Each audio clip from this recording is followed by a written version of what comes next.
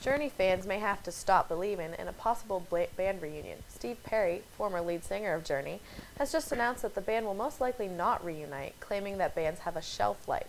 He went on to state that they have all been doing their own thing since 1998 and there would be no reason to disrupt that. In Living Color will be returning to Fox in spring 2012. Creator Keenan Wayans will relaunch the popular 90s comedy show. Two half-hour premieres. The show launched the careers of stars Jim Carrey and Jamie Foxx, and as well as many others. There is no word if they will be returning or not. Country superstar Taylor Swift had a topless photo of her leaked on the tabloid site Celeb Jihad, or did she? Swift's legal team has reportedly stated that the site contained false pornographic images and false news about the singer and are threatening a lawsuit for trademark infringement if the photo is not taken down. The site has not removed the photo yet, but instead put up another story of the waging war. Metallica fans from Gurgaon, India rushed the stage after the band announced just prior to the concert that they would have to postpone the show due to failure of security barricade.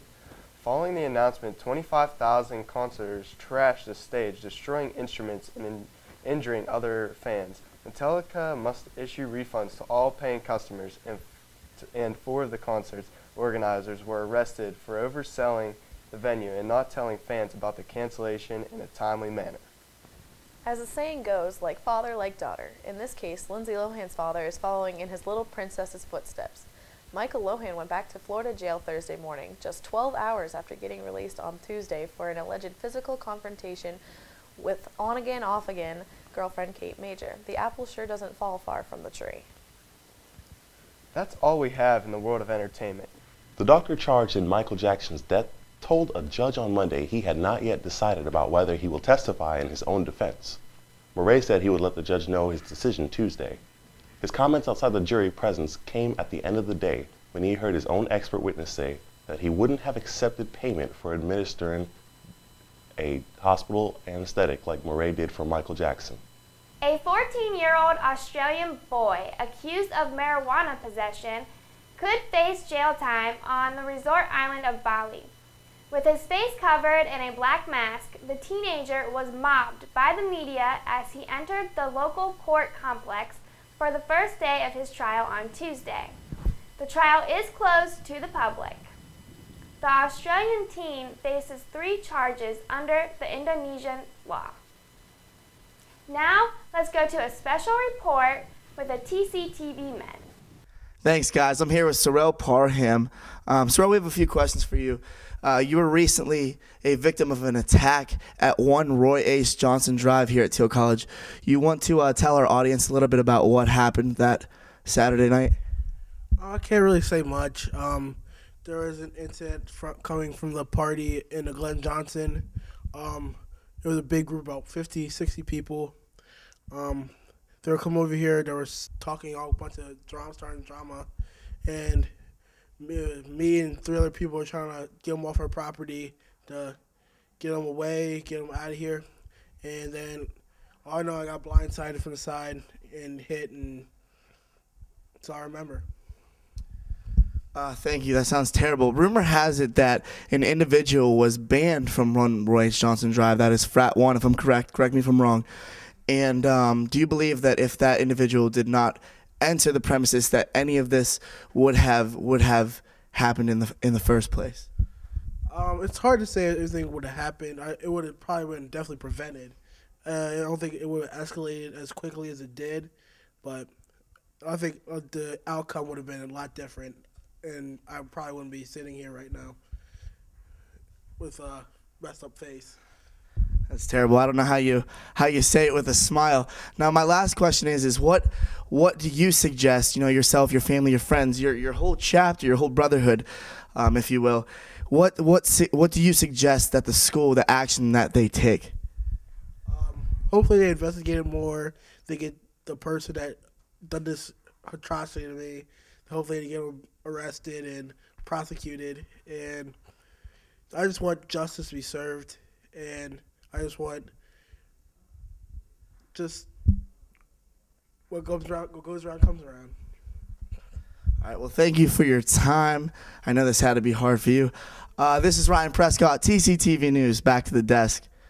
Voters have elected a former guerrilla who became a crusader against political corruption as the new mayor of Colombia's capital.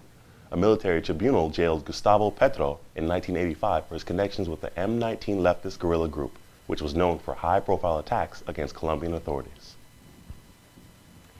School leaders of the Montessori School are hoping classes return to normal Monday after an outbreak of the norovirus forced them to cancel classes on Friday.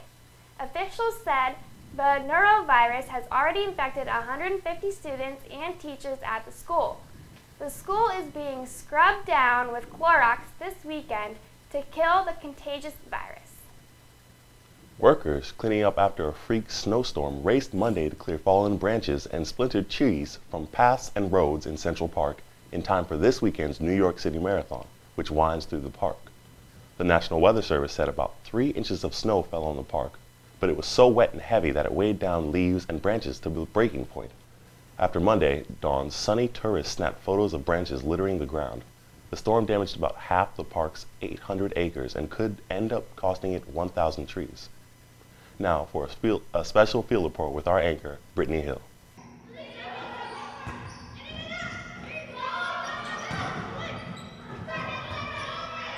I'm Brittany Hill, and I'm here with senior volleyball captain Megan Kay. So Megan, tell us about the season thus far.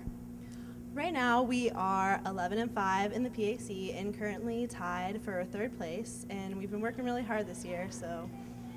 Okay, so the PAC tournament is coming up shortly. So why don't you tell us a little bit about how we're preparing for it in practice, out of practice, you know, is there a special diet we have to do, anything special for the tournament coming up? Well, when we're preparing for each team, we have specific shots that we work on in practice. We're really working on our blocking, and we really work hard with everything that we do. Certain things that we know that certain teams have certain tendencies, and we just have been working really hard every day at practice.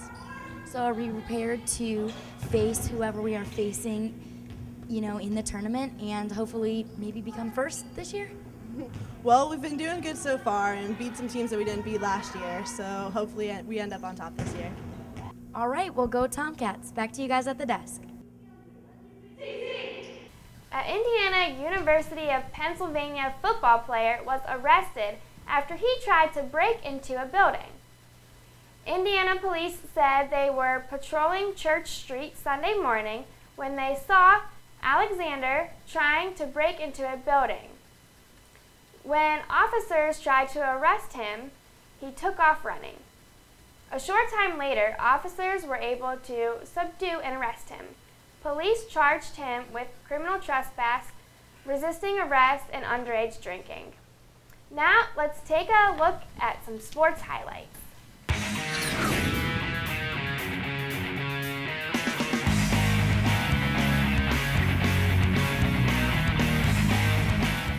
Thank you and welcome to TCTV Sports. I'm Eric. And I'm Tanner.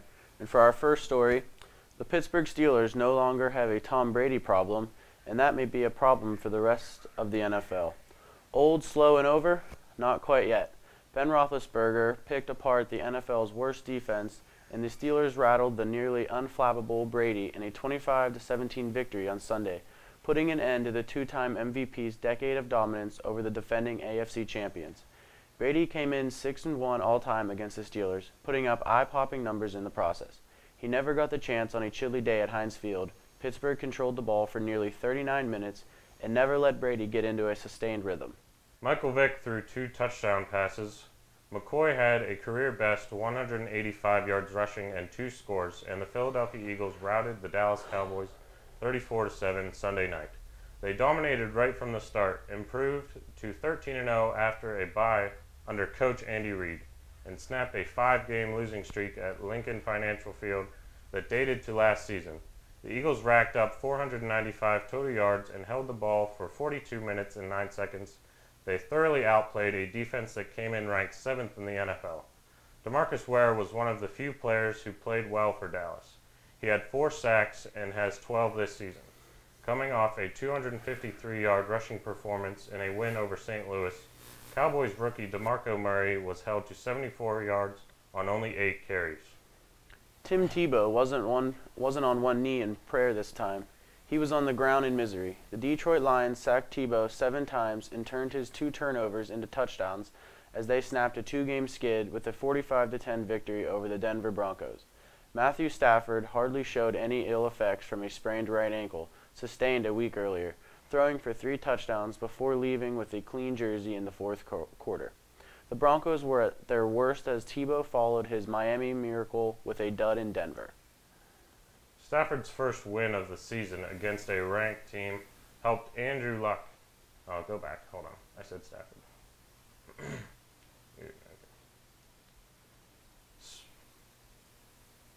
Stanford's first win of the season against a ranked team helped Andrew Luck and the Cardinal move up in the BCS standings, while LSU, Alabama, and Oklahoma State remained locked into the top 3 spots in the standings, released Sunday. Stanford moved up 2 places to 4th after beating Southern California 56-48 in triple overtime. Boise State slipped a spot to 5th, while Clemson fell from 5th to 11th after its first loss. LSU and Alabama will play Saturday in Tuscaloosa, Alabama, for first place and the inside track to the BCS National Championship game. The terms of a renegotiated deal for New York Yankees left-hander CC Sabathia were transmitted to his representatives over the weekend, but the team has yet to receive a response according to a team executive. Sabathia has a clause in his contract that allowed him to opt out of the remaining 4 years of his 7-year, $161 million deal after the conclusion of the World Series, which ended Friday. Sabathia has yet to file for free agency, but Yankee insiders expect that despite the new offer, he will opt out to test the free agent market. That would not preclude him from signing with the Yankees, for whom he has won 59 games over the past 3 seasons. As NBA players and owners wait to see who will blink first, fans are stuck staring at a blank calendar. NBA Commissioner David Stern canceled the rest of the November games Friday, saying there will not be a full NBA season. The move came about after labor negotiations broke down again when both sides refused to budge on how to split the league's revenues. The same issue that derailed talks last week. Now a full month of the NBA games have been canceled, and Stern said there's no way of getting them back. And he repeated his warnings that the proposals might now get even harsher as the league tries to make up the hundreds of millions of dollars that will be lost as the lockout drags out. And that's all the time we have for sports. Back to the news desk.